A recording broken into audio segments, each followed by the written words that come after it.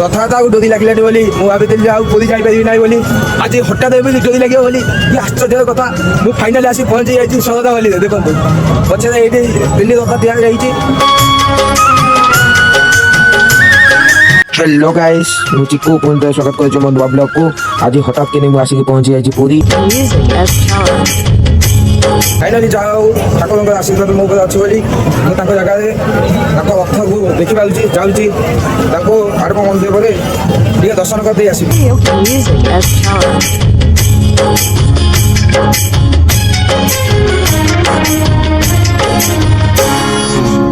एमती वर्षा है जे मु दर्शन कर असंभव भाव नहीं जहाँ मणिमा कृपा दर्शन बोले बोले होगा। जय श्री जगन्नाथ। दर्शन सारी एक सुंदर दृश्य देखा पाइली। तीन रथ एवं श्री मंदिर आड़ को मोड़ ने भक्त मैंने भी बसा रथ टाणुंट। जय जगन्नाथ।